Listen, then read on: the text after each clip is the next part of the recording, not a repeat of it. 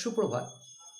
তোমাদের মধ্যে অনেকেই যে প্রশ্নটা বারবার করো যে কম্পিটিটিভ পরীক্ষায় কবে থেকে আসা উচিত? খুব ভালো প্রশ্ন। এখানে একটা কথা বলবো, কম্পিটিটিভ পরীক্ষা মানে চাকরি প্রস্তুতি, সেটা তোমার ডি গ্রুপ হোক বা ইউপিএসসি হোক। তোমাকে কয়েকটা জিনিস পড়তে হয়, সেটা টেম্পারমেন্ট আলাদা হয়। যেমন তোমাকে অঙ্ক করতে হয়, ইংরেজি করতে হয়, আর ওয়েস্ট বেঙ্গলের পরীক্ষা দিলে বাংলাও লাগে। তার পাশাপাশি জিআই মানে রিজনিং বলে একটা সাবজেক্ট করতে হয় এবং অঙ্ক রয়েছে। তাহলে এই চারটে, তাহলে কি অঙ্ক, ইংরেজি, জিআই, জিকে। জিকে বলতে বোঝাচ্ছে কি জেনারেল স্টাডিজটা। তাই এতগুলো বিষয় তোমাকে পড়তে হয় এবং মনে রাখবে ক্লাস 5 to 10 এই যে ক্লাস কটা মারাত্মক গুরুত্বপূর্ণ চাকরি পাওয়ার জন্য।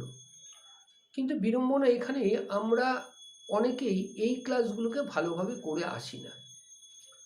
যারা আমরা এই ক্লাসগুলোকে ভালোভাবে করে আসি না তাদের ক্ষেত্রে কিন্তু চাকরির পরীক্ষাটা একটু কঠিন হয়ে দাঁড়ায়, তা বলে অসম্ভব নয়। তাহলে মোট কথা হলো, দেখো ক্লাস 5 to 10 লিটারেচার ছাড়া বাদ বাকি যা যা বই আছে তুমি খুব ভালোভাবে কিন্তু সেইগুলো পড়ে রাখতে হবে। অনেকে বলো এনসিইআরটি, হ্যাঁ এনসিইআরটি পড়তে পারো। এবার আমাদের বাংলা মাধ্যমের ছেলেমেয়েরা অনেকেই ইংরেজি বিষয়টাকে অতটা ভালোভাবে বুঝতে পারি না। ফলত আমি বলবো পশ্চিমবঙ্গ শিক্ষা পর্ষদের যে বইগুলো আছে সেটা কিন্তু সাফল্যের জন্য মোর দ্যান এনাফ, কোনো অসুবিধা নেই। এবার প্রিপারেশনটা কবে শুরু করব? দেখো তোমার অজান্তেই কিন্তু প্রিপারেশন শুরু হয়ে যায় হাই স্কুল লেভেল থেকে, এবং পুরোপুরি তোমার ইনভলভমেন্ট হয়ে যাওয়া উচিত মাধ্যমিকের পরে। কারণটা হচ্ছে, দেখো 18 বছর বয়সে থেকে বহু অ্যাপ্লিকেশন হয় চাকরির জন্য। যেমন পশ্চিমবঙ্গ সরকারের পিএসসির আন্ডারে যেমন ক্লার্কশিপ রয়েছে, আরও অন্যান্য রয়েছে। স্টাফ সিলেকশনে যখন যাব আমরা এমটিএস পাবো। এছাড়াও যারা মনে করছে পুলিশ বা সৈন্যবাহিনীতে যাব তাদের তো প্রিপারেশন অবশ্যই ক্লাস 10 থেকে করতেই হবে। দিন যত এগোবে প্রতিযোগী সংখ্যা তত বাড়বে এবং তুমি কিন্তু তত পিছিয়ে পড়বে। আমি বহু গার্জেনকে এরম দেখেছি, আলোচনা করে গেল, তারপরে বলে ঠিক আছে গ্র্যাজুয়েশনটা কমপ্লিট হোক, তারপরে না তো চাপ পড়ে যাবে। তাদের উদ্দেশ্যে বলে রাখা প্রয়োজন, সঠিক সময় বা ভালো সময় কোনোদিন আসবে না। ভালো সময়ের কাছে তোমাকে যেতে হবে, একদম পরিষ্কার কথা এটা।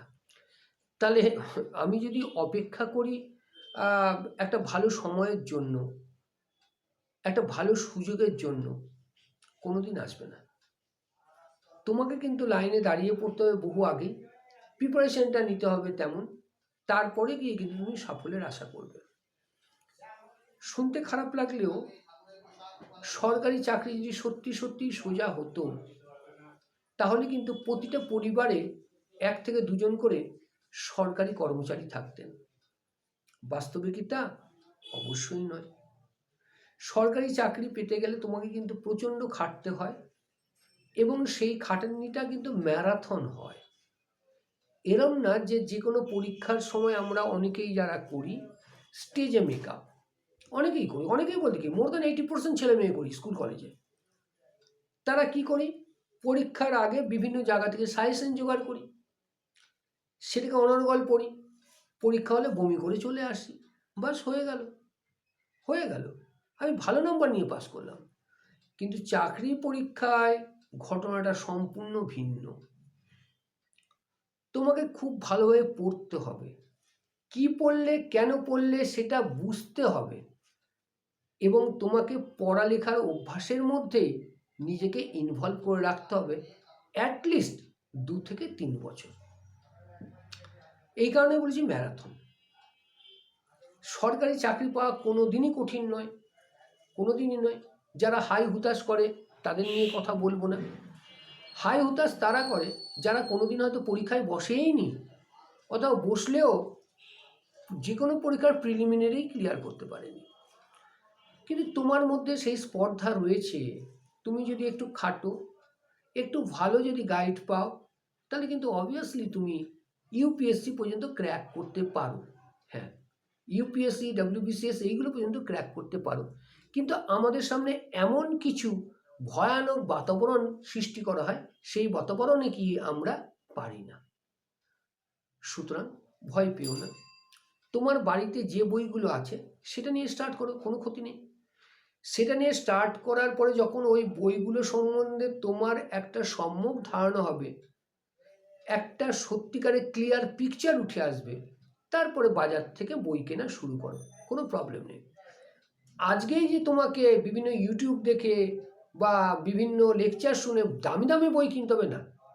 দামি দামি বইয়ের যে ভলিউম, তাতে নিজেকে হারিয়ে ফেলো না, অত্যন্ত ভয় পাবে। আমি যে কথাটা বলি অ্যাজ আ গাইড, সবসময় বলা হয় একটা বইকেই তুমি 10 বার পড়ো। তোমার বাড়িতে যে বইটা আছে, ইতিহাস হোক, ভূগোল হোক, বিজ্ঞান হোক, যা কিছু, একটা বইকে 10 বার পড়ো। 10টা বইকে একবার করে লাভ নেই পড়ে। চাকরি পরীক্ষা অত্যন্ত সিস্টেমিক একটা পরীক্ষা। তোমাকে সেই শৃঙ্খলে আবদ্ধ হতে হবে, তবে কিন্তু সরকারি চাকরি প্রস্তুতির জন্য তুমি নিজেকে ঠিক করতে পারবে।